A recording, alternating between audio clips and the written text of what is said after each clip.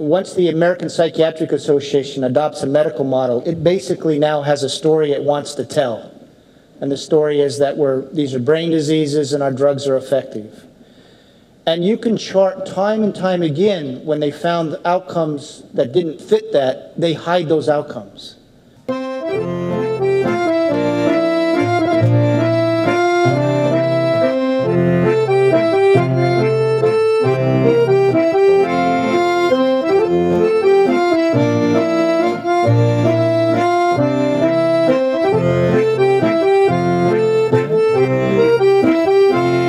I first became familiar with Bob Whitaker when I was visiting once in the United States, sometime 2003, 2004. And I heard people saying that there is a book that is named Mad in America. You have to read that book.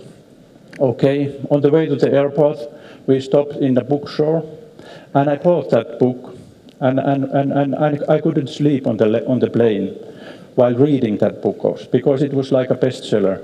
And the book was actually of two subjects. It told the history of the Western psychiatry, even if it's called Mad in America. There is a lot of examples of the psychiatry in Western Europe, the examples of the history of Finnish psychiatry. It was not so easy thing to read that book. The second part of the book was showing that actually the results of the research that is done on psychiatry are very much different that we are shown on this evidence-based medicine area. And it was amazing because I learned to know that Bob is a journalist. He's not working in our field, but I suppose you will say some words about that. And lately, Bob has written a second book, came out 2010, An Anatomy of Epidemic, and this book is more about of focusing on what does research show of our field. And in the last chapter of the first book, there was some reference, some notion when Bob said that, wrote that after reading this book, you may feel that everything is black. There is no future in psychiatry. But perhaps there is two small stars on the sky. Bob referred to the Niederapti tradition by Yrjö Alanen and companies in Finland, and the other was for the soteria by Lauren Mossel and those ideas. And this is the way we became familiar with each other, and while writing the second book, you have been visiting in Finland and Tornio and those people. So perhaps you have some more to say. Sure. I am a journalist. That's my background.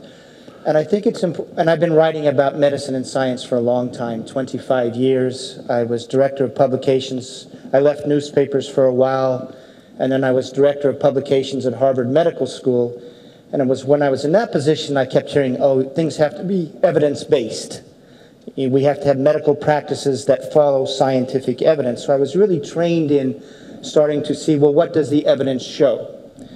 And my long journey into this actually began when I was doing a series for the Boston Globe in which I was looking at studies where they had withdrawn antipsychotic medication from people diagnosed with schizophrenia.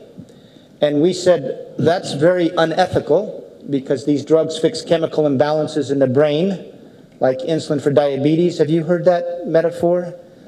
So we said you should never withdraw antipsychotic medication from people so diagnosed.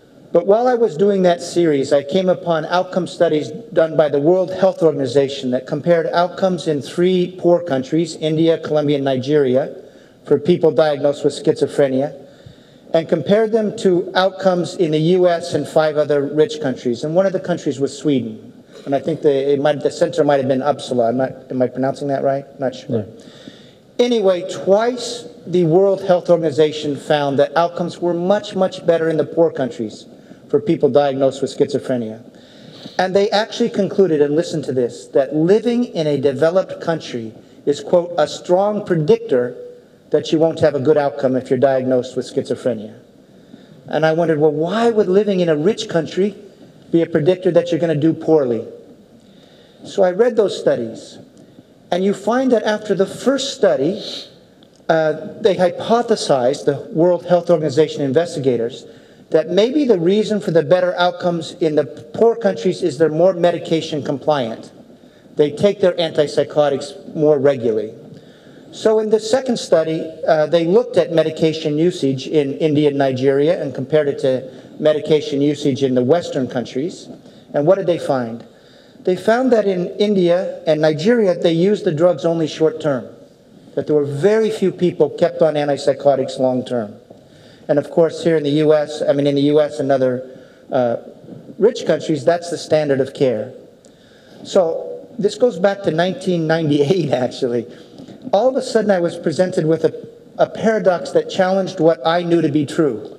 So what I knew to be true is that everyone should be on antipsychotics if so diagnosed. And yet here was this study by the World Health Organization that contradicted that. And so that was really the beginning of this long journey trying to understand what is science telling us about this prevailing paradigm of care we have, where medications are the center of that care. And so I wrote this book, Mad in America, and then in this last book, Anatomy of an Epidemic, it really was meant to address this very fundamental question. How do psychiatric medications affect people over the long term? Not just the short-term sort of management of symptoms, but how are they affecting people's lives over the course of 2 years, 5 years, 10 years, 15 years? It is an important question for this reason, I think. I don't know what percentage of your population that is using psychiatric medications, but in the United States, we're now 1 in 5 Americans, adults, is on a psychiatric medications every day, and roughly 10% of our children are on psychiatric medications. So obviously you want to see, well, what is science telling us about this practice? Is it in fact helping people thrive over the long term? And that's what I did in this book. Now, as a first step in this book of putting that question under a microscope, I just looked at the number of people going on disability, in other words, receiving a government pension due to mental illness. And how has that changed in the United States, say, since 1987? 1987 was the year that Prozac came into the market. You call it Prozac here in Finland as well? And we've had this extraordinary explosion of the use of psychiatric drugs in our country since 1987. Well, in 1987, we had 1.25 million adults on government disability due to mental illness. We now have about 5 million people on disability. So now you hope when you get more and more people treated that the burden of that disorder or disease, whatever you want to call it, will go down, right? Instead, we're seeing the opposite. Now, since the book was published in the US, there have been translations. There's one in Swedish, Norwegian is coming out. There's one in Danish. And so I started getting disability statistics for, say, the Scandinavian countries. You're seeing the same thing in country after country that has adopted this paradigm of care. In Sweden, if you go back, I forget exactly how many years, 15 years ago, about 10% of the new cases of disability each year were due to mental illness. You know what it is today in Sweden? 60%. Now, tomorrow I'm going to be at a little conference at the university, and someone's going to present the Finnish data, and they're seeing an extraordinary rise in disability, or at least a steady rise in Finland due to depression. So what you see in country after country that has adopted this paradigm of care, rather than the burden of mental illness, at least as measured by disability statistics, rather than go down, it's going steadily up. So once you have that data, you ask yourself, okay, what does data tell us about how medications affect people's lives over the long term? And in this book, I look at antidepressants, anti-anxiety agents, and antipsychotic agents. And I'll tell the story of antipsychotic agents briefly here. And one of the reasons I think the antipsychotic agents are so crucial to this story is that if there's any class of drugs we believe in that should be improving the long-term course of those with psychotic disorders, it's antipsychotics, because they're seen as essential. The larger story is it was the antipsychotics that made it possible to empty the mental hospitals, treat people in the community. And they're also the best studied class of drugs, especially over the long term, etc. So what happens so now we're going to see what is the evidence base for the use of antipsychotics. Well, first of all, you go back to the 1960s, and they ran studies designed like this. People would come into an emergency room. Half would be put on antipsychotic, half would be put on placebo, and this group put on antipsychotic would have a greater diminishment of psychotic symptoms over the short term than the placebo. So they said, see, the drugs are effective. They knock down the symptom of a disease better than placebo, and that's your data for short-term use. Now go back to, imagine you're a doctor in the 1960s. You have these new drugs. What's your next question? How long should be people on the drug? How long should they be on the drugs, right? So they ran studies designed like this. They took that group of patients that stabilized well on the medications, and it had to be that group of good responders, because now we're going to do studies in people where the psychotic symptoms are controlled, and they abruptly withdrew half the patients from the drug. The other half they kept on the drug, and with great regularity, those people withdrawn from the drug, they relapsed. In other words, their psychotic symptoms came back with much greater frequency than those who stayed on the drugs. So what did researchers conclude? You take away the drug, and the disease returns. And by the way, I know I'm using language that is a medical model language, but that's what I'm really putting under the microscope is what is the evidence base from that perspective, that very medical model disease perspective. And so they said you withdraw the drug and the disease returns. And that's your evidence base for long-term use. So for example, in 1996, Patricia Gilbert from UCLA said, how do we know that, why do we use these drugs continually? And she said it's those relapse studies. You take away the drug and people get sick. But what's missing from the relapse studies? There's a couple things, and this is well understood. One is, do those relapse studies tell you anything about how people are functioning long-term, whether they're working, enjoying life? They don't, right? They just tell you that, what they tell you is once you're on the drug, don't come off abruptly. They tell you of that risk, but they don't tell you how people are functioning. And there's another thing. Imagine we run a study that goes like this. People come into emergency room, their first psychotic break. Half we treat with psychosocial care, but no drug. And the other half we treat with drug, and now we follow them for 2, 5, 10 years. Over here we now have what we might call more the natural course of schizophrenia. And those relapse studies don't really tell you about what the natural course of people diagnosed with schizophrenia is. Because they're telling you, once you're on the drug, don't come off, but they don't tell us what might have happened if we treated people long-term without the medication. And so for my next step in sort of going through the evidence base, I said, okay, are there any studies that researchers can point me to that say antipsychotics improve the long-term course of schizophrenia? And when you go through the research literature, what you find is people saying, we don't have that evidence. So for example, there was someone named Emmanuel Stipp. He's a psychiatrist from University of Montreal.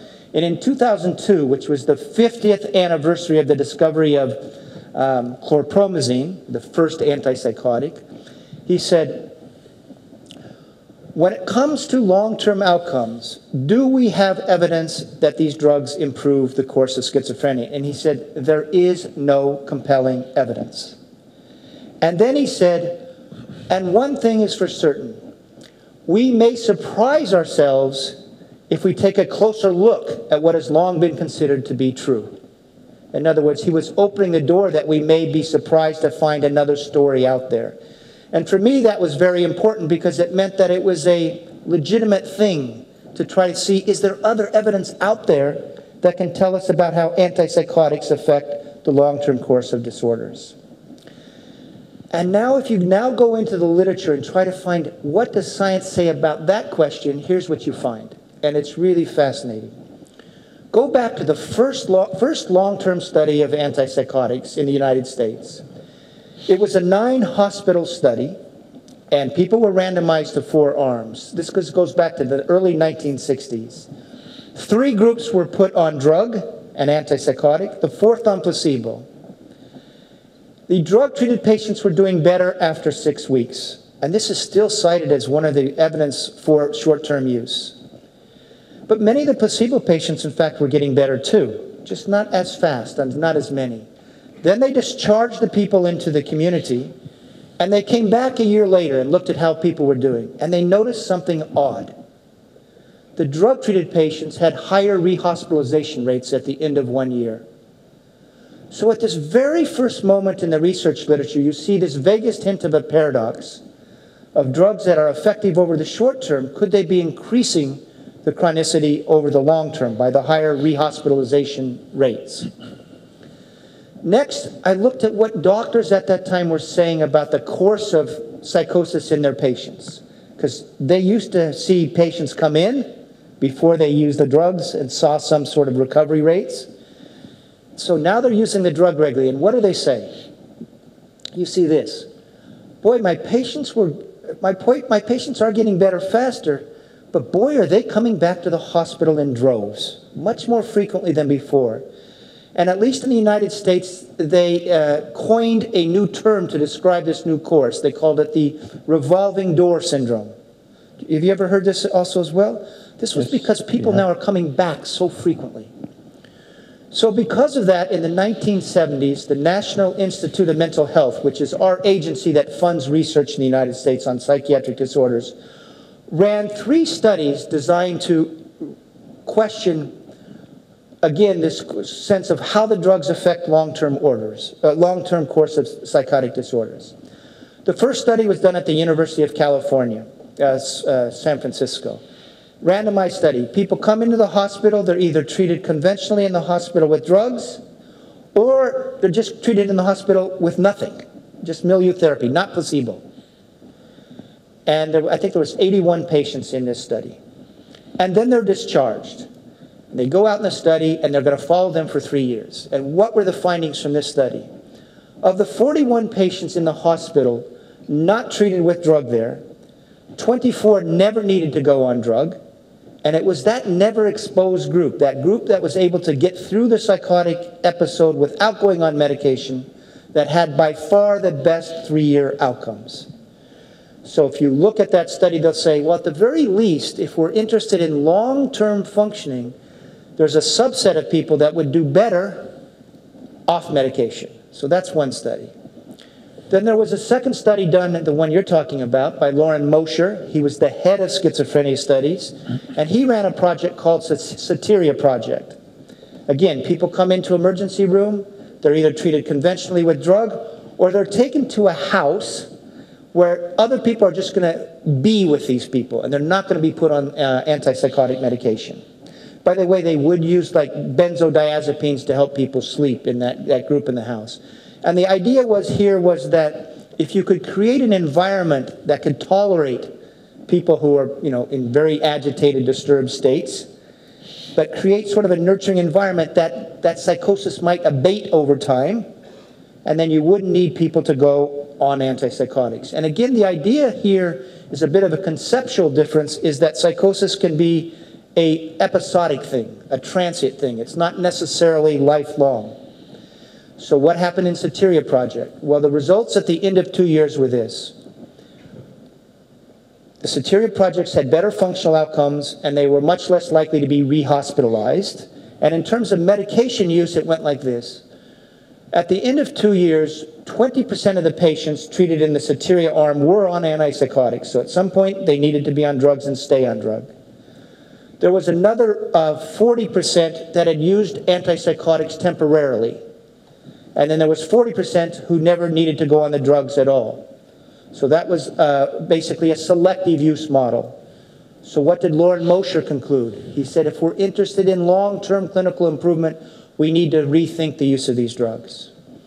Now, there was a third study done at this time by William Carpenter at the NIMH. And this study was meant to show that psychotherapy could be useful for patients with psychotic disorders, with a schizophrenia diagnosis. And in this study, 49 patients, they had 27 where they took them off drug and gave them psychotherapy, and 22 where they were on antipsychotic during the time and gave them psychotherapy. And what happened? Again, it was the off-medication people who had better one-year outcomes. They were less psychotic at the end of 1 year, and they were less depressed and more socially engaged. So in 1977, the NIMH, at the end of these 3 studies, concluded this. I mean, this was from William Carpenter. There is no question that once you're on medication, you're less vulnerable to relapse if you keep on it than if you were abruptly withdrawn. But nevertheless, because there were more psychotic symptoms, more rehospitalization in the drug-treated arms each time, we raised the possibility that these drugs are causing some change in the brain that makes people more biologically vulnerable to psychosis over the long term. That's the paradox. And our head person wrote an article called, "Is the Cure Worse Than the Disease?" Now, then what you see in this story is researchers from McGill University putting together an explanation for this paradox. So, how do antipsychotic drugs act on the brain? What do they do? What's their mechanism of action? Well, as you know, neurons communicate in the brain this way. You have a presynaptic neuron that releases a neurotransmitter, a molecule, into the tiny gap between neurons, which we call the synaptic cleft. That molecule now binds with receptors on the receiving neuron, which we call the postsynaptic neuron. And when that binding happens, that's how the neurons communicate, right? So what does an antipsychotic do? An antipsychotic blocks these receptors for dopamine. And dopamine is a very common neurotransmitter in the brain. And at a therapeutic dose, they block about 70% of those receptors, dopamine receptors. So it's acting as a brake on dopamine transmission, right? It's thwarting dopamine transmission.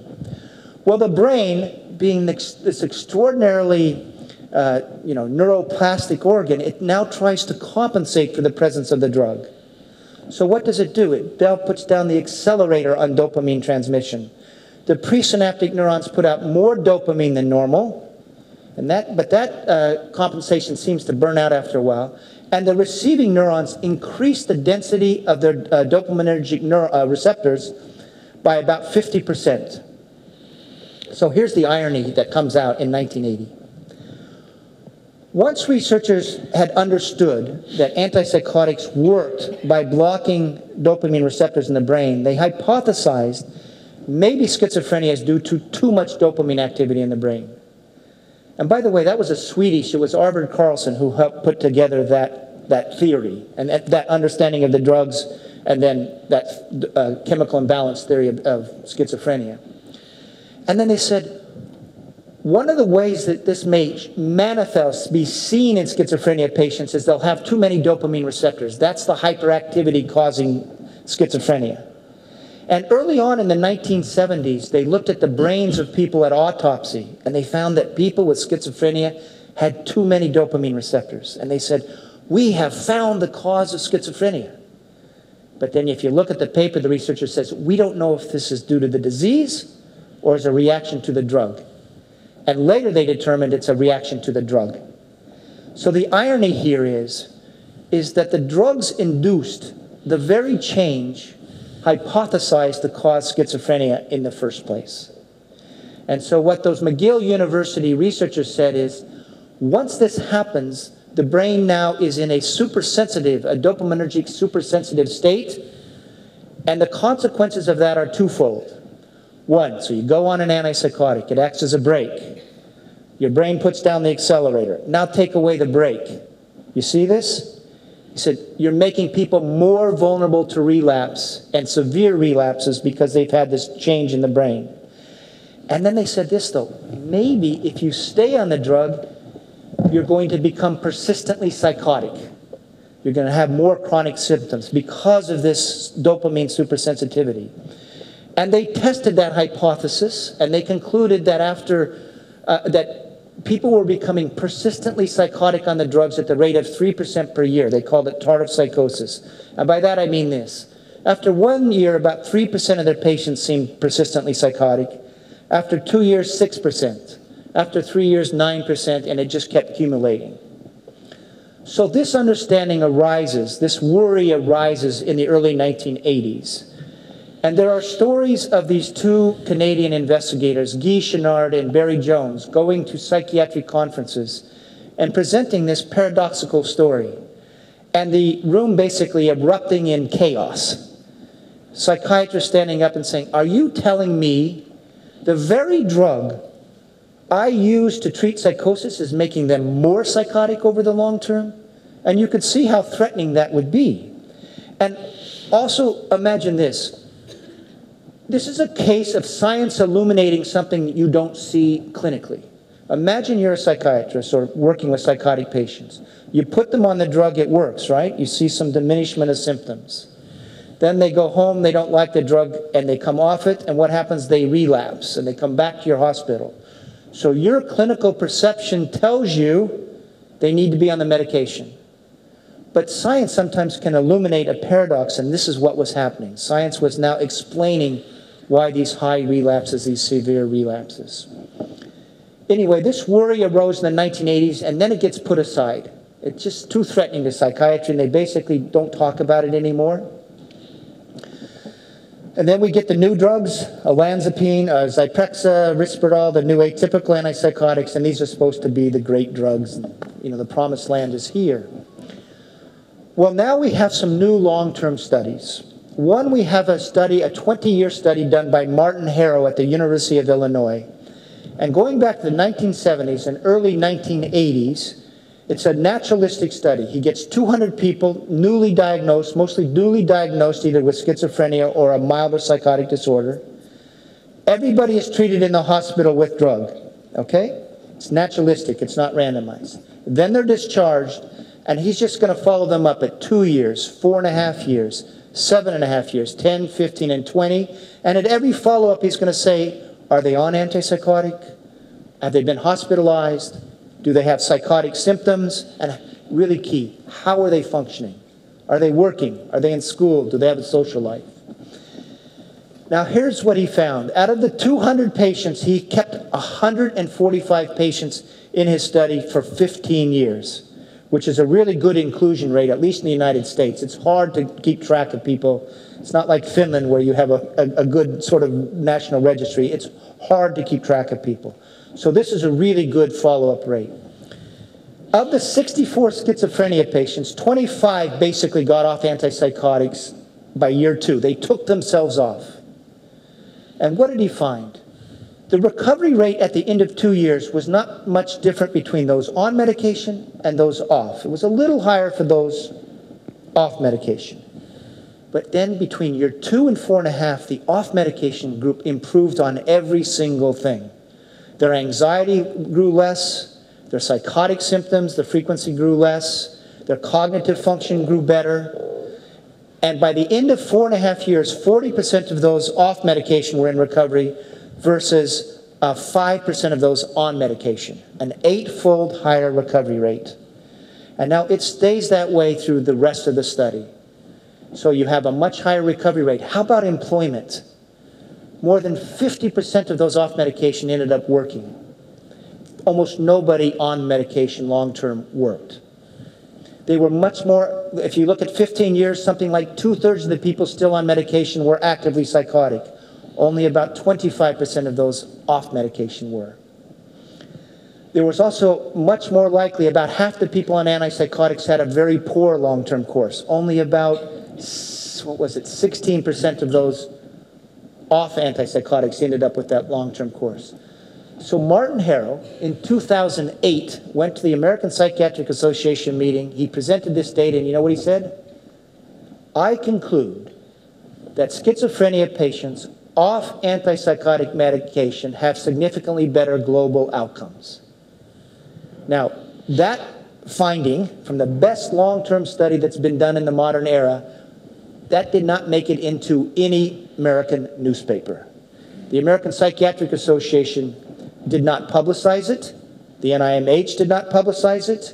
He actually had a hard time getting it published because it went so contrary to the common wisdom. But he has now published his 20-year data, which gets ever stronger, and now what is he saying? Why are people on medication, not only are they less functional, but why are they so much more psychotic? And he's saying, I think it's this dopamine supersensitivity problem. So this worry that arose in the 1980s is now coming back into the attention of the community at large. And this just ran in the Schizophrenia Bulletin. Okay, so you have that. Now, what else do you have? You have a study done by Wondering, and then I'm going to get to why I ended up at Jaakko's program up in Tornio. We have a new study out that came out, I think it's in 2013, by Lex Wondering in the Netherlands. What he did is he stabilized everybody on medication, and then he randomized people to either to an arm where they would taper people all the way off, or at least down to a low dose. Other got standard of care. Really interesting results. At the end of 2 years, those off medication did have a higher relapse rate, but they tried to manage those and not put them back on medication. At the end of 7 years, that group that was tapered down to a low dose or either all the way off actually had a little bit lower relapse rates, rehospitalization rates, but much better functional outcomes, much better sort of employment, that sort of thing. So as a result of that study, you now saw editorials, for example, in the Archives of General Psychiatry, and I forget other mainstream thing, we need to rethink our use of antipsychotics. We've been looking at the wrong thing. We've been looking at symptom suppression over the short term as opposed to what happens to people over the long term. And there was another study recently done in Australia that was like this. They put everybody on medication, and the hypothesis of this study was we'll get better outcomes if we really give them care to make sure they keep on taking their medications. And the idea was if we give them psychosocial care that increases medication compliance, it'll produce better functional outcomes. And this ran for 30 months. And what did they find? The psychosocial care worked in the sense they increased medication compliance. Unfortunately, it led to worse outcomes. The greater the medication compliance, the worse on the functional outcomes. So they said the same thing. We need to rethink this thing. So when I published this book in 2010, it really was seen a book as it was a heretical book. This was heresy to suggest that not everyone needed antipsychotics. But because of some of this new data, Harrow continuing to publish, the study from Wondering, the study from Australia, our head of the NIMH a couple years ago, Tom Insel, said, what's going on? Maybe these drugs impair long-term outcomes. There was one other bit of data. We now have MRI data related to antipsychotics, and it's clear they shrink the brain. They shrink brain volumes over time, and that shrinkage is associated with basically worse functional outcomes. So there's a lot of data coming together. And I'll get to the other class of drugs real quickly, but why did I come to Finland? So when I finished that story in Anatomy of an Epidemic, there was a real consistent body of evidence stretching over 50 years that said if you really want to maximize long-term outcomes for people with psychotic patients, you try to use the drug selectively. And you try to minimize initial exposure because you didn't want to have this brain changes. And then if you did need the drugs, you try to see how many could you get off. In other words, so the goal would be minimize short-term exposure and minimize long-term constant use. And as I'm going through the research literature, there was one place in the world that was using medications in that way, in that selective use model, and also had reported long-term outcomes. And that was open dialogue therapy in Tornio in Western Lapland. So this is why I contacted Jaakko at this time, is because he was one of the principal investigators. And that model absolutely fit with this longer story of care about what science was telling us, how best to use the medications. And if you look at the outcomes in Western Lapland, I should just let Jaakko say, but what are their outcomes at the end of 5 years? 80% of their first episode psychotic patients are working or back in school, right? Yeah. That is so superior to what you see anywhere else in the Western world, and frankly, what you see in much of the rest of Finland. How about antipsychotic usage? At least in the data that I saw, I think after the 2 5-year studies, it was 67% had never been on antipsychotics. And then there was another 13% that had used the drugs for a period of time. And then 20% maintained on them long term. Now, just to sort of the power of science, when Anatomy of an Epidemic came out, it was seen as heresy. This is, I got attacked pretty brutally. But the book came out, some people started looking at the evidence, and we now have a couple projects in the United States seeing if we can replicate the open dialogue success. And here's the sea change going on in the minds of people. 5 years ago, it was seen as unethical to not immediately put someone on antipsychotics. You couldn't do a study with placebo because it was seen as unethical not to have them on drugs right away. But now they've looked at this science and they're saying, okay, it's an evidence-based thing to do to try to use drugs in this sort of selective use model way. So that's the good news part of this, is that there's a body of evidence that's telling us of a better way. And really the promise is, so often as you can convert these disorders back into episodic problems, and they're not necessarily chronic. Now, I know many of you, you're family therapists. Many of you obviously are working with people with depression, right? If you can tell almost the exact same story with antidepressants. So with antidepressants, you see that, well, their efficacy over the short term is a little bit more muted, but it's there a little bit. When people come off, do they relapse at a higher rate? They do, compared to placebo. But all the data shows that you're increasing the chronicity of depression over the long term, and you're converting it from an episodic problem into a much more long-term chronic problem. It's the affective disorders that are causing the rise in disability. It's actually not the psychotic disorders. Tomorrow, there's going to be a woman at this conference at the university here who's going to present data looking at the rise of antidepressants in Finland and sort of correlating it to the rise in disability. And we now have researchers saying, why are we seeing so many, why is depression running such a chronic course? And again, from the medical model, they're saying the same thing. The problem is the drugs induce changes the opposite of what is originally intended. So SSRIs are supposed to up serotonergic activity. They do for a while. They put down the accelerator, and then your brain puts down the brake on serotonergic activity. So the irony is, we hear that antidepressants increase serotonin. They actually drive you into a serotonergic deficient state over the long term. And we now have a few researchers explicitly writing like, is this why we're getting poor long-term outcomes? Because the drugs cause this compensatory adaptation, the original of what is originally intended. So that's the big picture story. And what I hope, just if there's any message, is this is looking at what the biological people say. It's their research. This is the people who believe in molecules. And when you go through that and dig into it, you find this paradoxical story of really a failed paradigm of care, because it is increasing the chronicity of mental disorders over the long term. So thank you. Yeah. Okay.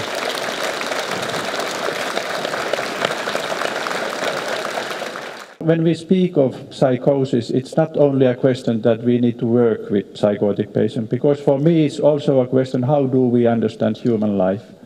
And that's exactly the point that I found so interesting in Bob's story, that it changed our understanding of human life. Instead of thinking that the psychotic problems or something that we reduce in the brain function, that an illness of a brain, but it's a kind of response of a very heavy stress situation. It's a very embodied response in many ways.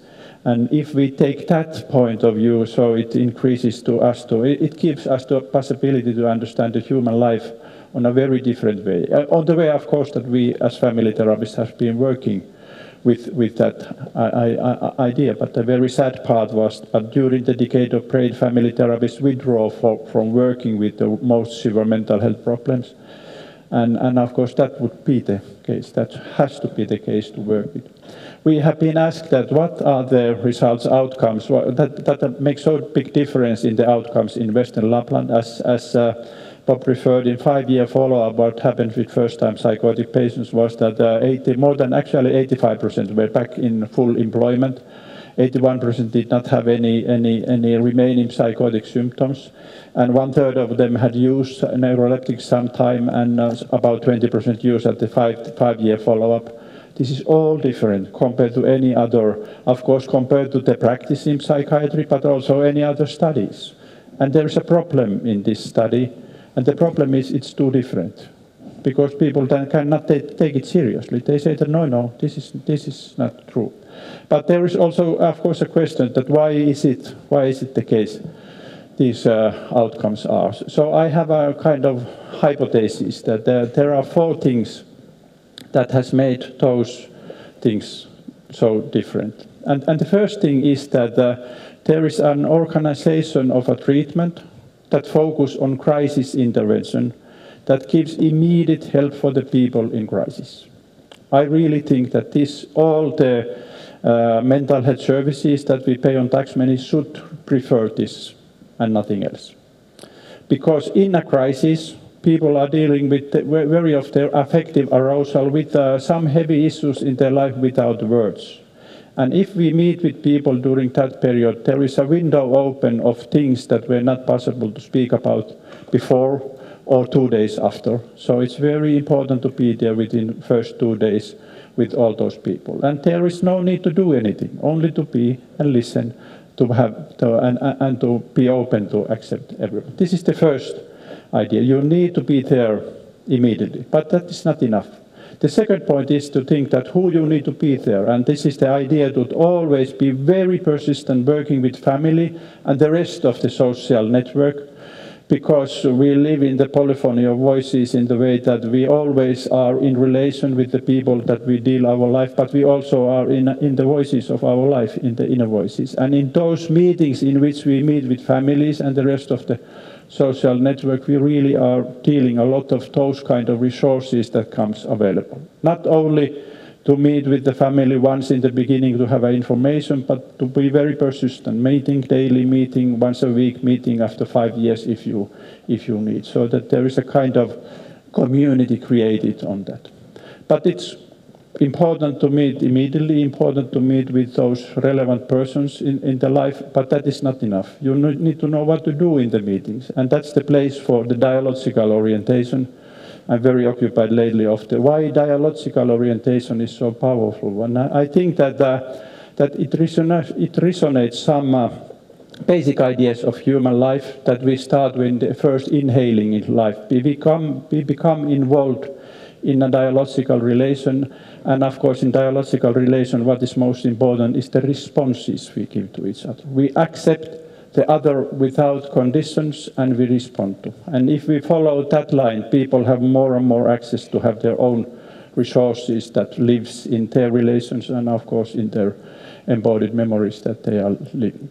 And the fourth point is that by so doing there was possibility to diminish the use of, avoid the antipsychotic medication. Of course, I have to refer to Dr. Birgitta Alagare, who is the person who knows most in the world how to treat psychotic persons without using antipsychotic medication. So perhaps Birgitta, you could. So please go and discuss with Birgitta of all this option if you need encouragement to do that. And of course, it's not a question to remove the neurobiological part of our reality. It's very interesting and important part, and actually I'm myself doing research of that issue also. But the question is, how do we make a place in which we really have access to kind of multi-point of view, to have the neurobiological, the psychological, the social in together in all of our meetings with the people who need help because of severe mental health problems. And the last point I want to make is the quality of research. When we are dealing with this evidence-based medicine and this recommendation, for instance, in Finland we have this, I don't know how do you call it in English, but it's a recommendation of treatment of schizophrenia, treatment of excellence guideline of schizophrenia, depression, eating disorders, and so on and so on. Most valued studies in those recommendations come out of randomized clinical trials in which you have a kind of empiristic trial to apply some method to be used and control the other method to use to see what is the outcome. And these are very poor. There is very poor external validity in these kind of studies, because we know, for instance, in psychotherapy research that when these things are put into practice in real world, they lose 20% of the efficacy. But the message in this Western Lapland study was, because we got this first 5 years follow-up studies, and have got a heavy criticism. This cannot be true. People say that we have excluded the most serious cases or whatsoever. And of course, because of that, and only having the same interest myself, that this is really true. We replicated that. 10 years after, we took again to first-time psychotic patients and realized that the outcomes were very the same. 84% had returned to full employment, and so on and so on. When we do research in naturalistic setting, we do not have the loss of efficacy because the studies are done in the real world, but we have to do it in the naturalistic studies. We have to do follow-up studies. I know that family therapists are very resistant to statistics and ratings and so on, but we have to do it. And that was very bad in the history of family therapy, because the big gurus in the late 80s, in the 90s, they said that you do not need to do research. And it has been very harmful to our field. And to do study, but to do it in a naturalistic way, and that would increase the external validity for all this. So this is perhaps the way that there is the title towards the humanistic approach in dealing with people in severe mental health problems, so that including all these ideas. Real quickly here. Yeah. What I think, and this goes beyond, I know most of you don't treat psychotic patients, but you all operate now in a larger environment with certain beliefs, right? I mean, you operate within with standards of care that are based on a certain belief out of RCTs related to medications. And that belief is so widespread, basically, and there's a lot of reasons for that. And what I hope you saw today, and just with the antipsychotics, is there's another scientific story out there, quite subtle, that really tells you a very different picture about what's happening with medications over the long term.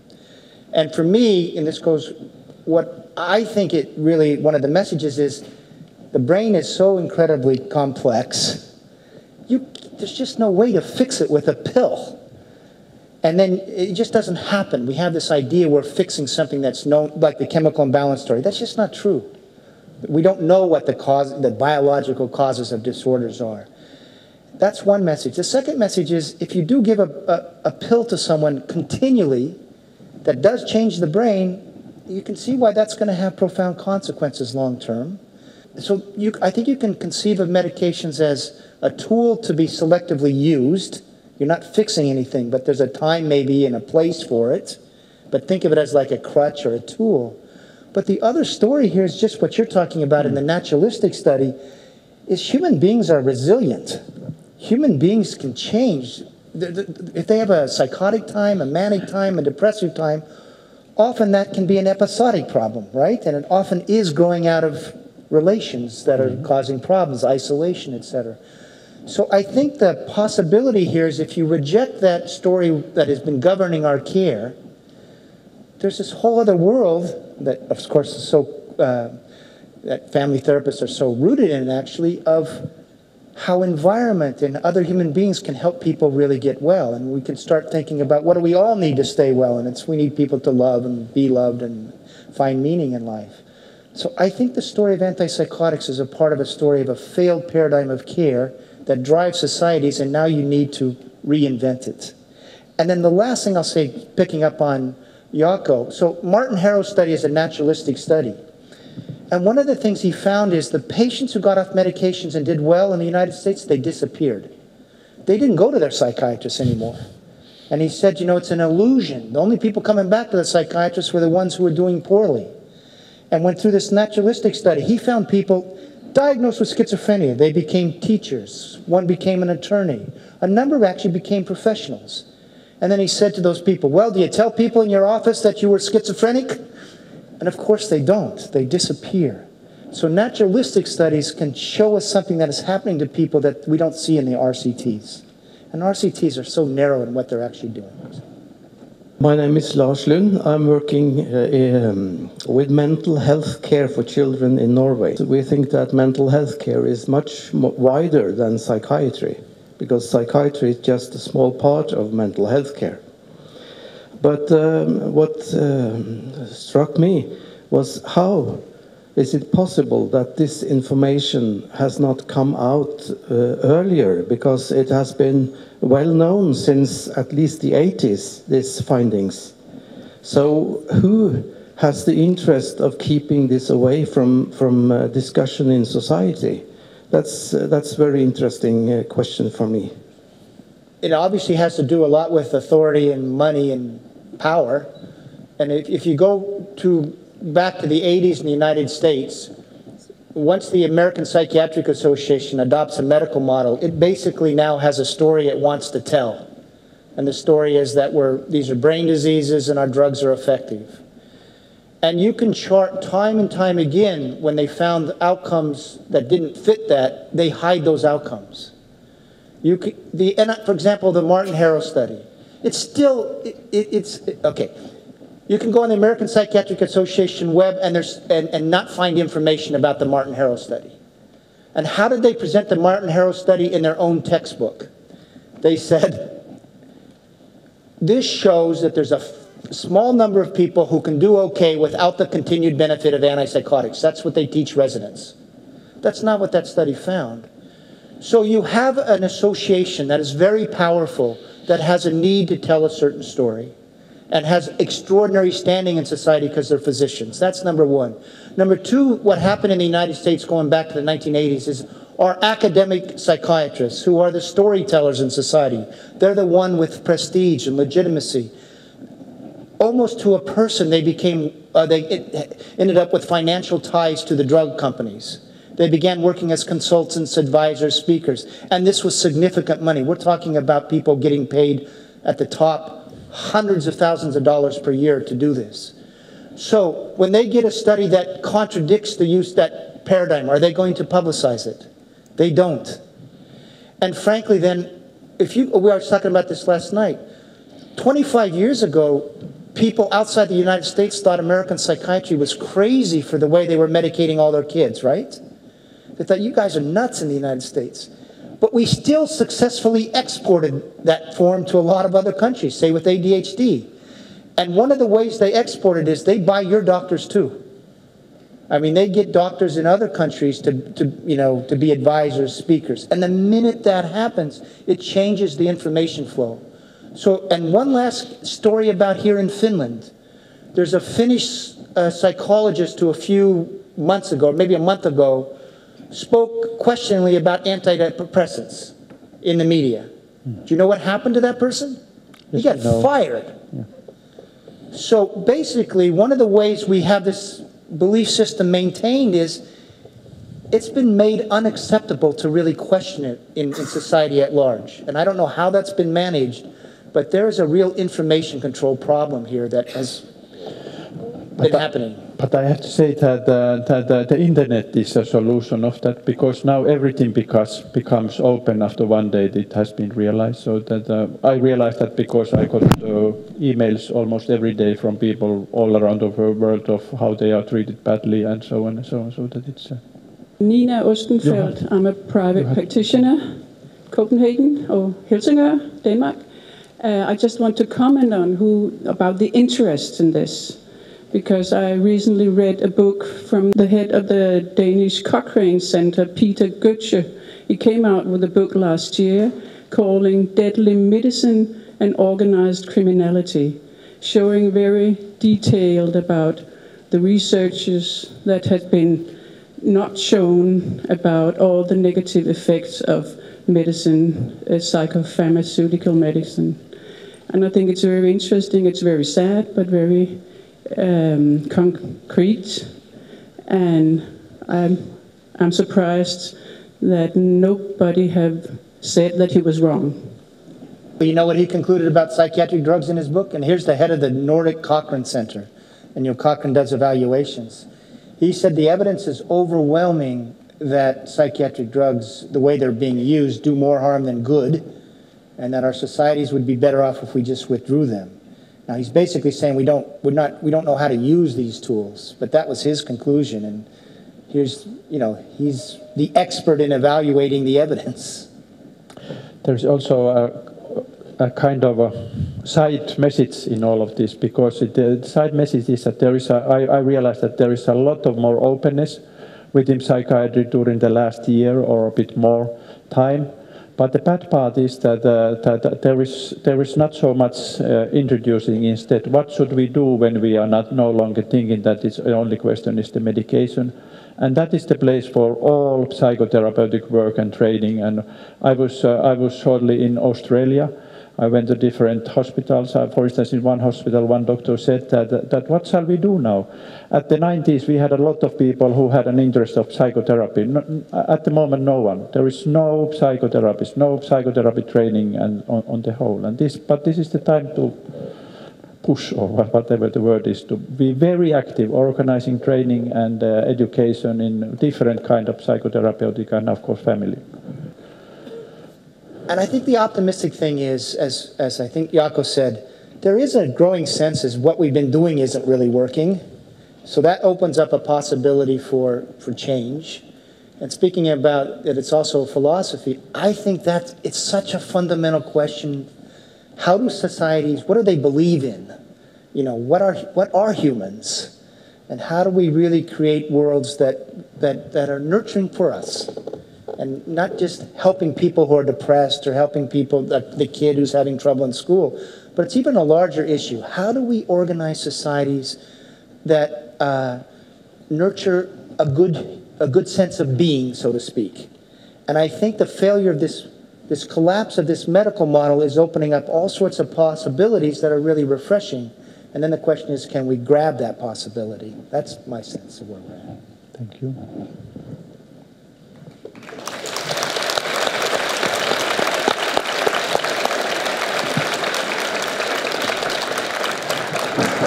Okay, thank you.